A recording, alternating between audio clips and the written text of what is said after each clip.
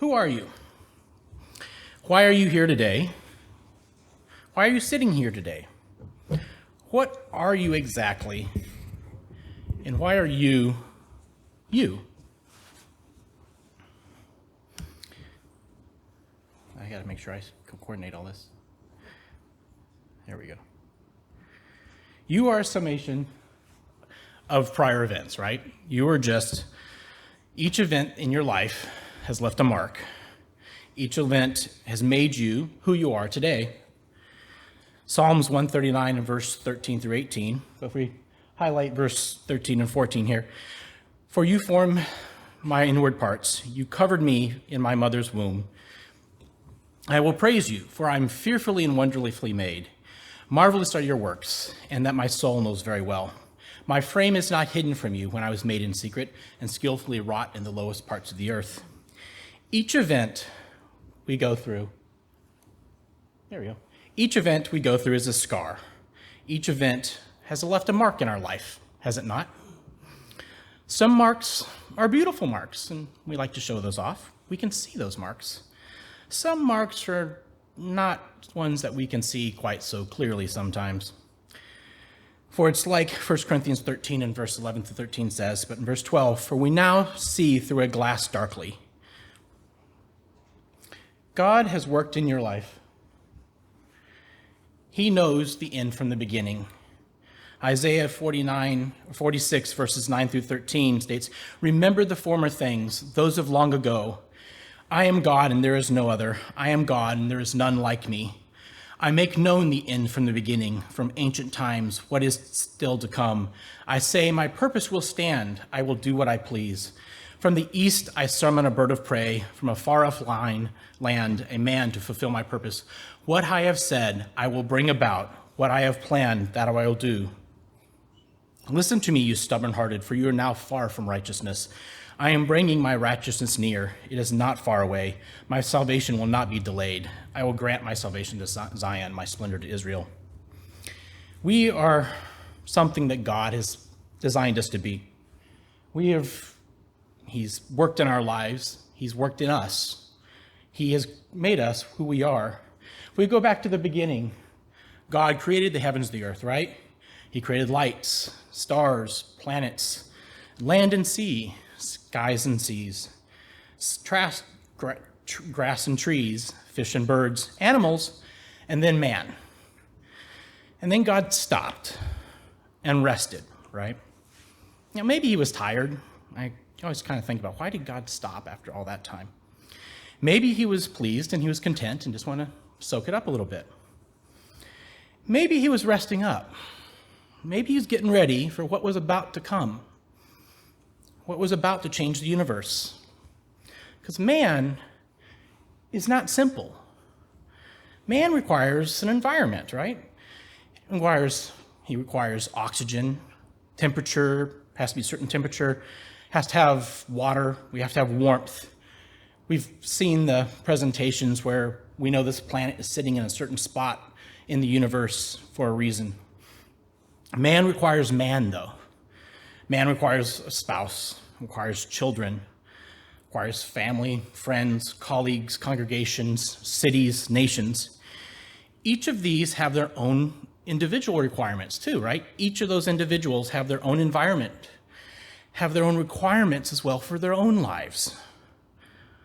God knew his creation was really complex and designed for man to survive and to thrive. This environment, though, is scarring, is it not? It scars you. It leaves you wounded. The events that we face shape us, mold us, design us. The book of Job, go through Job's trials, right? You can see something going on there, even though Job didn't have a clue until the end. Actually, nobody had a clue until the end, right? Except for God. Paul's life as Saul, there's a bunch of events that he went through. And that made him who he then became as Paul. David's trials.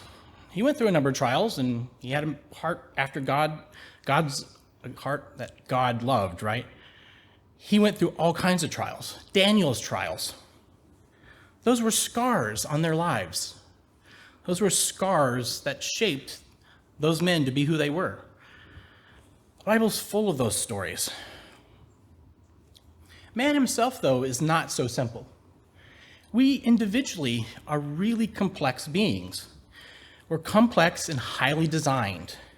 We're just not a blob of gel like we thought we were 150 years ago. We're made up of genes and cells and organs. Those organs make up systems in your body. Those body systems create and have to work together to form you. We have about 20,000 genes in our body. There's hundreds of millions of cells in your bodies. And there's more hundreds of millions of cells that are bacteria living in your gut. That's a pretty complex process because each of those cells is alive. Each of those genes in those cells have to be turned on and off.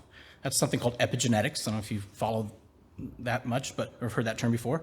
But that's the developmental process best we can think of right now is an embryo. Those genes can get turned on and go out of control and create cancer. Those cells can get turned off when they shouldn't be turned off and create death. Mutations happen. Now, we have error correction systems that we could go into, but we have the sequence itself, the DNA. We have, well, this is me. That's my chromosomes. Those chromosomes have to be expressed, have genes on them, have to be expressed at certain times. You get errors in the code. Those codes have to be, actually, I can probably, the slide, I don't want to mess up the slides today. But those codes, that DNA has to be read. That RNA has to be read, or DNA turned into RNA. That RNA has to then been spliced and cut and processed so that it can be read again to be turned into proteins, the amino acid chains. Those proteins then have to function. Now, some of them work 100% like they're supposed to. Some of them don't work 100%. They're working at 50% or 40%. Maybe they're working at 10%, and you get a genetic disease. Mutations, though, they come in all types of flavors. So I took a verse here, and some of you may recognize the verse. I am the Lord thy God, which have brought thee out of the land of Israel, out of the land of Egypt, out of the house of bondage. Small deletions now. Small deletion, just think of this sentence as a gene. Okay, it's not, but go with me on this. Small deletions don't really cause a change in the sequence of the sentence. I am the Lord that brought you out of the house of Israel. But if you drop out the you out of house, it's hose, but you get it, right? It's out of the hose of bondage. Actually, kind of sounds bondage to anyways. There are other types of deletions that are in-frame deletions.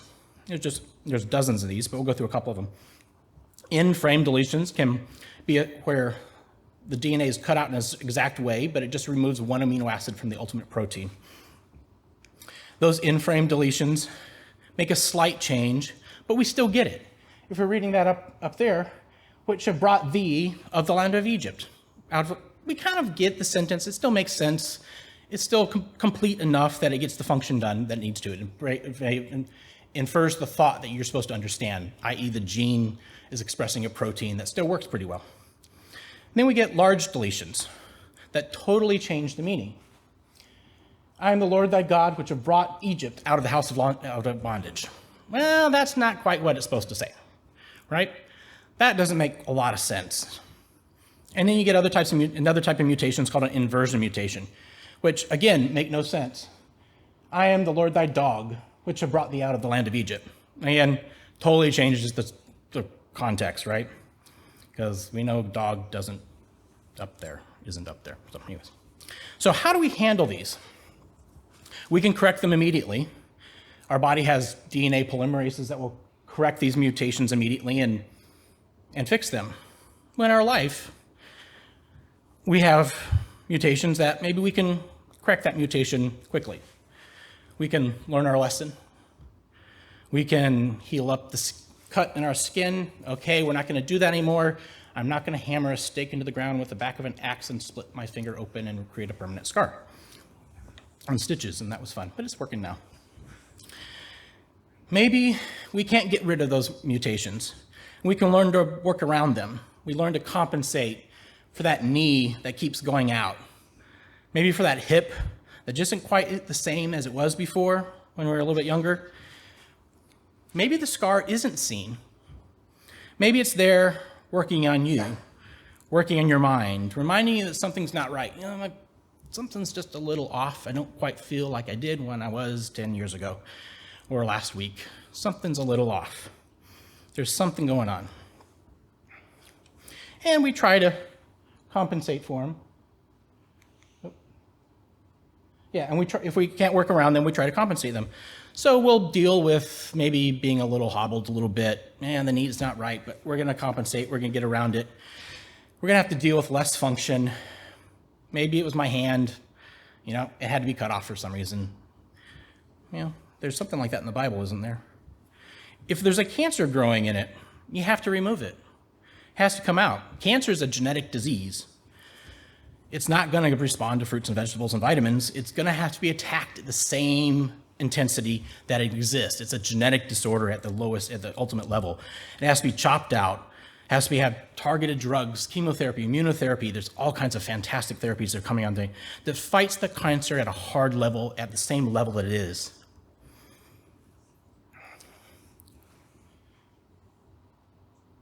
Nope, that was that slide.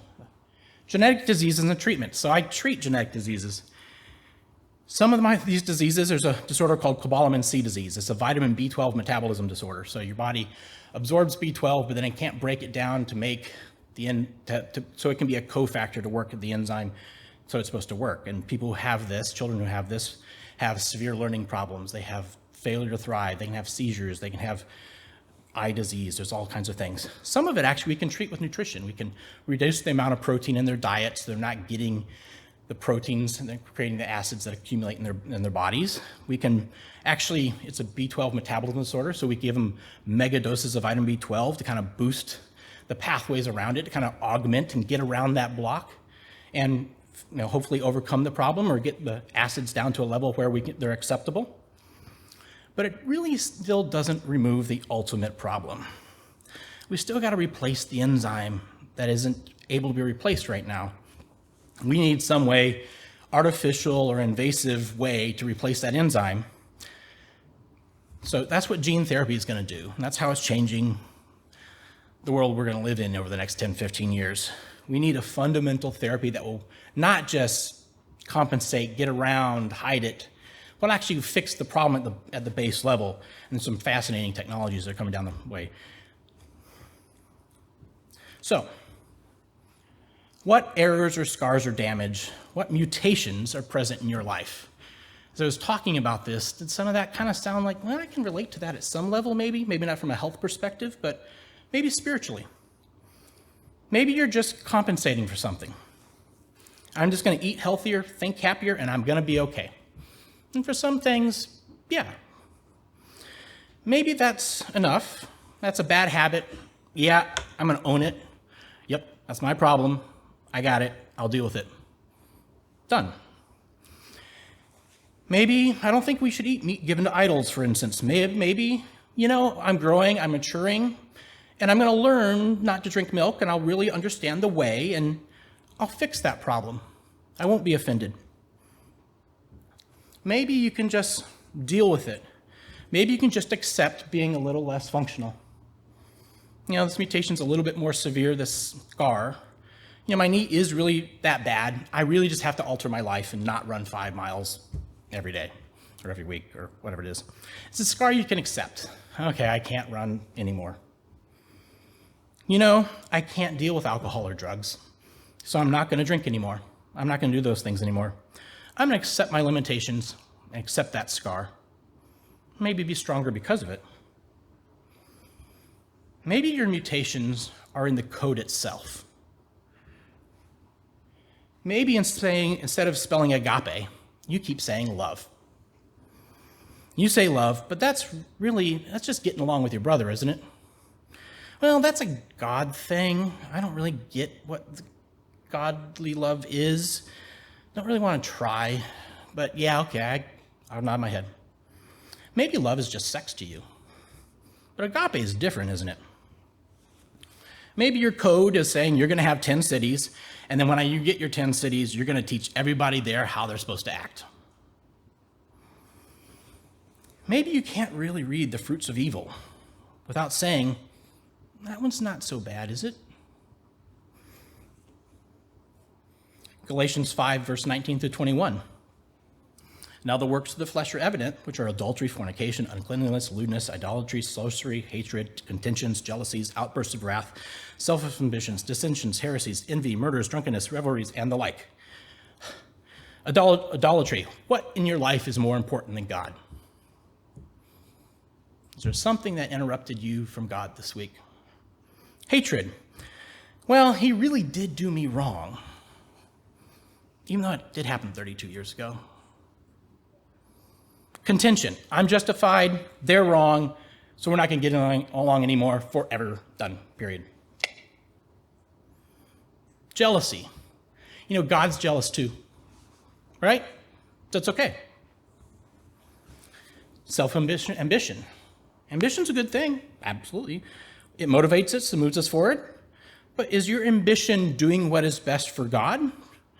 Doing what is best for your spouse? For your future family you don't have yet? Is it doing what is best for someone else? Maybe your scar is too much. Maybe your scar is pain that doesn't go away. Maybe it's depression, anger, fear, and anxiety. We have a lot of this in the world today, don't we? I get it. I see it. I know what it's like. We've failed at this for many decades. The world has failed at this for many decades, right? We put a gloss on things like it's amazing. But the spiritual needs, the spiritual losses in this world are getting more intense. The world's going to need more help. It's getting more severe. You're going to see it every day in the news. Tune in, listen. If you don't listen to the news, listen. It's bad out there. The world is spiritually lost, psychologically lost, socially lost. Don't hole up. Don't run away. There may be a moment for this, and there is, but it isn't a treatment, is it? Find a treatment that matches the wound, matches the mutation, matches the scar. Before the wound fails to heal, that something scarred, whatever remains, when that scar sets in, isn't deforming what should be there. Mutations, genetic differences, polymorphisms, I can go through the technical terms, but in your life, they're just scars. It's an error, it's a cut. A cut can be healed, leaving your tissue a little bit stronger than it was before, a little more fibrous, a little more dense. It's a different type of tissue, but it's there, it's healed, it's functional. It's going to return to much the same tissue, but there's still a permanent effect, isn't there? Mutations are what make us unique, and they make us different. They are the things, the milder mutations, the polymorphisms we'll call them, that's what they're technically would be. They actually are the differences that we all are. Biologically, it's probably why some of us have bigger noses and some of us have smaller noses and some of us get gray earlier and some of us get gray later. That's normal variation. That's normal mutations, polymorphisms. This is why some of us suffer and some of us don't seem to, but we're still suffering. We still got our scars. God designed you this way. He invested his time, his energy, his love into making your biology work. The genetics works. You're sitting here, it works. He got it right. He invested his time, his energy, and his love into making your world work too. He wants you in his kingdom. He wants you in his family. You got to understand this, really understand this, and be thankful for it. God wants you there. He's designed you to be there, whatever that scar is, or those scars, plural. God's made it possible through the sacrifice of his first son.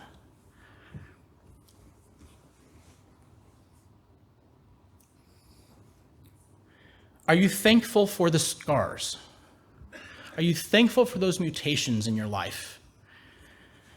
There's a song called it's called Scars by I Am They. My children know it because I play it a little bit too often nowadays.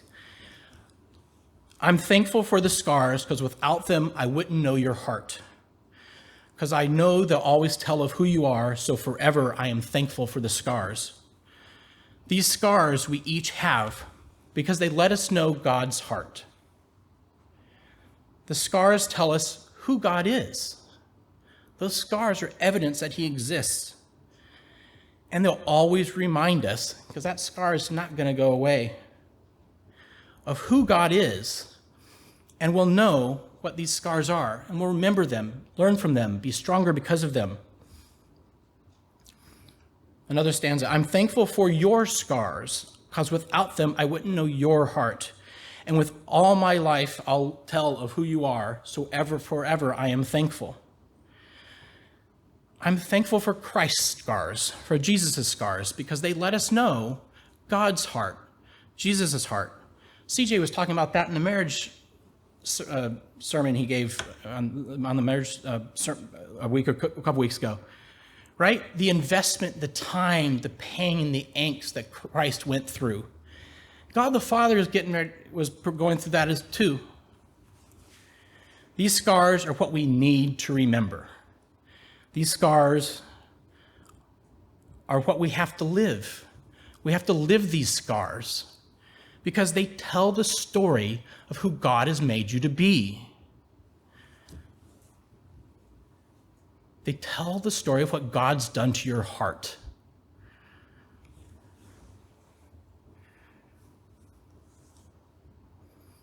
Let's go back and look at Psalms 139 again. For you formed my inward parts.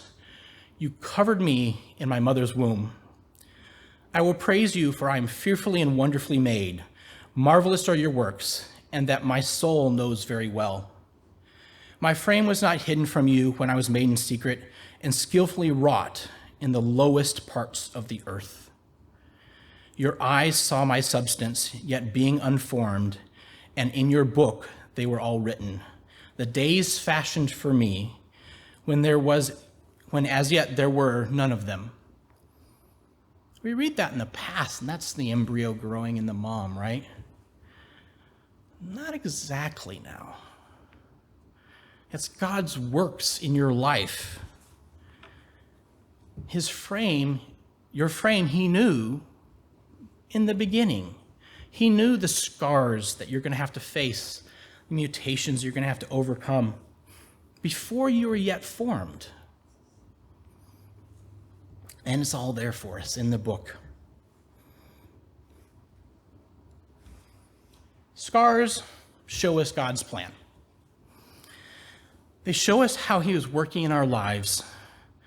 They showed us how he has planned to be who we are. They show us his agape. They show us who we are too. The scars tell us who God is. This creation, he designed for us. He spent billions of years designing this planet, this being, this body that you are today, that we each are today. He's designed those 5 years you've lived so far, those 15 years you've lived so far, 25 years you've lived so far, those 55 years so far, or 85 years, or tell me when I should stop going up, right? He designed those years. The scars tell us of God's ahava, or agape. They tell us that he's done what is best for you. They're for us to grow now. They tell us who we are. Yeah, mutations make up our genetics. Our genetics are our core. They tell us who each of us are and who of each of us are uniquely are. But they're our story. Be thankful for who you are, for who God is, for what he is doing in your life. Good trials and bad trials, be thankful and have peace. There's a peace that comes from this. When you start being thankful for those scars, then you can really be at peace, because those are you, and you or pretty good because God made you this way. He's working a fearful creation out, and he's making a beautiful creation, right? Peace and thankfulness, they work together beautifully. If you go and study the peace offering, if you like to dig into your Bible this coming spring, study the peace offering and the Todah, or the thanks offering. It's a great Passover study. So who are you? What are you? Where has God lived in your life? Where has God allowed scars to happen in your life? Are you thankful for the scars?